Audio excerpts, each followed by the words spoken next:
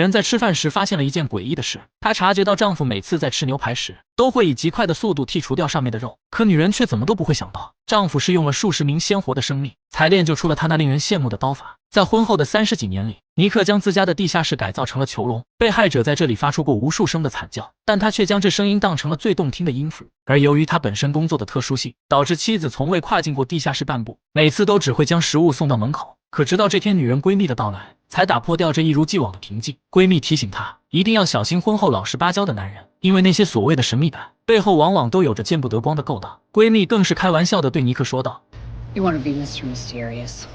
Okay. I'll just have to sneak in one day when he's out. I sure will, too. I would. 这句话也一下让尼克紧张了起来。然而在接下来的几天里，妻子却同闺蜜失去了联络，她就好像人间蒸发了一般。警方接连找了几天也都没有任何线索。尼克听后也是满脸的震惊，但估计女人怎么也不会想到，自己的好闺蜜此时已经成了待宰的羔羊，被尼克五花大绑的丢进了地下室。这或许才是真正的好奇害死猫。闺蜜怎么也不会相信，自己一句无遮拦的玩笑话，竟然发现了一个令人闻风丧胆的杀人狂。但尼克并不会直接要了他的命，他在被注入进大量的镇静剂后，尼克慢慢将女人的血液放到一滴也不剩，在这个过程中让对方体验着死神的靠近。最后他再取出最具有意义的一块骨头，他会把里面的骨髓全部抽取干净，随后再注射进大量的化学药剂，在经过高浓度盐酸的洗礼后，这根骨头除了能看出是人类的外，里面的所有信息都被清理得干干净净，根本就不会留下任何有价值的信息。尼克有着近乎完美的洞察力，就算是一根极其微小的睫毛，也无法逃脱掉他的眼睛。在做完这一切后，他便将自己的作品打包，再以快递的形式寄给他警局的朋友，还不忘留下自己的署名。这也让他在外界有了一个闻风丧胆的绰号——击骨者。等到警方开始对骨骼进行化验时，也根本就找不到任何有价值的线索。好在他们对送货小哥进行了调查，也是在快递站的监控中第一次看到了击骨者的真容。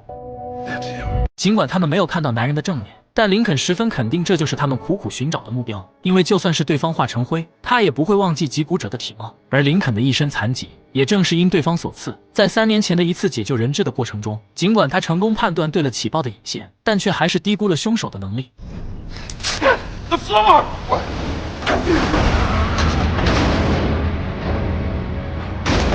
这个智商高达180的天才警探，也因脊椎受到严重变形导致了终身残疾。而凶手在他面前挑衅完后，还不忘彻底羞辱下林肯的自尊。但击骨者也在做完这起案件后消失了3年，直到这天的那根骨头出现，林肯知道是击骨者又回来了。很快他们便在监控中有了发现，从对方使用的手机型号非常罕见这点出发，警方很快分离出了当天的信号来源。虽然还无法查到使用者的身份，但通过对基站的追踪，他们得到了凶手最终的目的地。而林肯也明白，这是击骨者给到自己的信号。如今他再次来到这个城市，也就意味着两人最终的较量即将到来。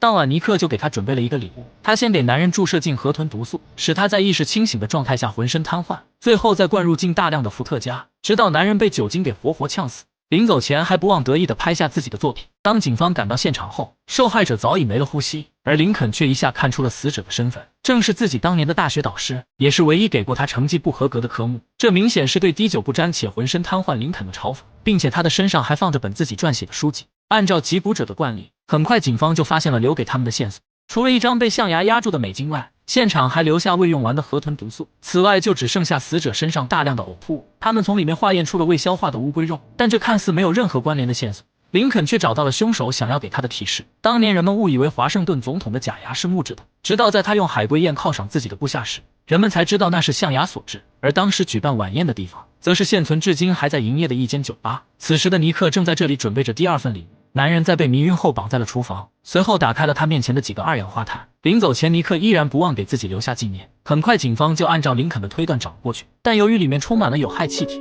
他们也只能做好防护才敢下去。而此时被害者早已没了呼吸，他全身的皮肤也因极低的气体而被严重灼伤，手上依然拿了本林肯的书籍。尽管这次他不认识死者，但显然还是击骨者的手法。女警除了在地上找到把豪刀外，还在男人的嘴巴里发现了线索。经过警方的化验，他们在被害者的胃中发现了彩色的铜绿，在男人嘴巴里找到的东西则是北方红橡叶，而地上的那把开豪刀却没有特别之处。但根据这3条线索，林肯还是想到了一个地方，那里曾是当年最大的生蚝产地，直到几十年前才被拆除改造成了火车站，而制造屋顶的材料正是那种令人炫目的铜绿色，并且周边还长着几百棵的红橡树。很快警方又根据线索找了过来，果然在车站的最里面发现一名被害者，她的身体被固定在椅子上，脖子还被钢索勒紧。女人的脚下放着所有被害者的照片，但这次却与往常不太一样，因为女人并没有被杀。可林肯却一下紧张了起来，因为击鼓者从来就不留活口。他担心这是给警方设下的圈套，可令所有人都没有想到，凶手并未留下任何的机关。他们对现场的东西进行了检查，但却没有发现任何线索。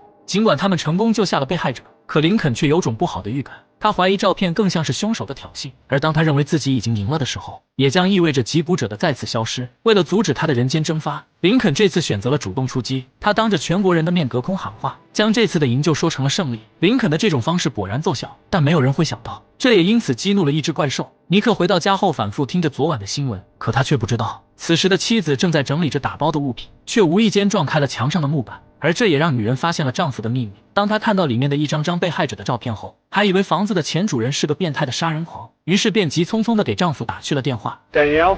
You need to come home. Why? What's wrong? I just need you to come home now. Okay. I'll be right there.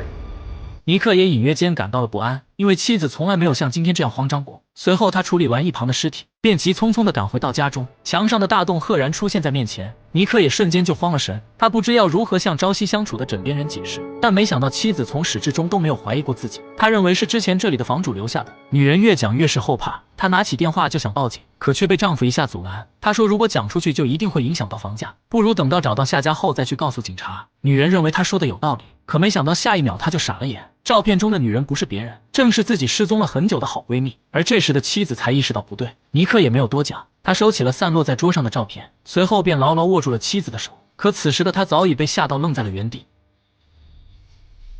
Come with me. Trust me. 妻子根本就不敢反抗。当她第一次看到地下室的样貌后，女人也彻底的绝望了。想到之前丈夫的种种异常，她也终于明白了一切。 You're the bone collector. I am.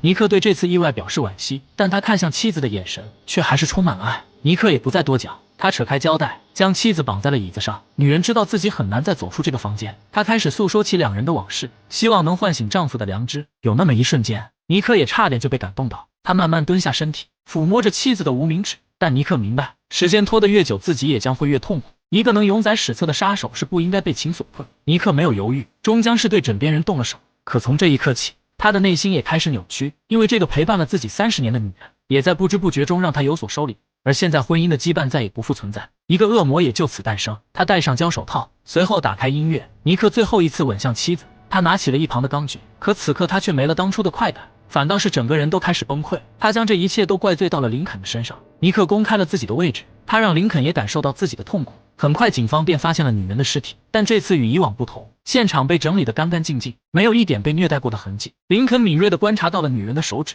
尼克为了祭奠他失去的爱情，取走了妻子的无名指骨头。相比之前待在那里的戒指，他或许更信赖一个不会讲话的骨头，同时也是为了告诉警方，这段婚姻对他的意义非凡。而在女人的另一只手上，他们发现了一块红色皮革，同时手上还留有一些白色的粉末。也就在这时，尸体传来了手机铃声，正是尼克打来的。他将这一切都怪罪到了林肯的头上，立誓一定要让他身败名裂。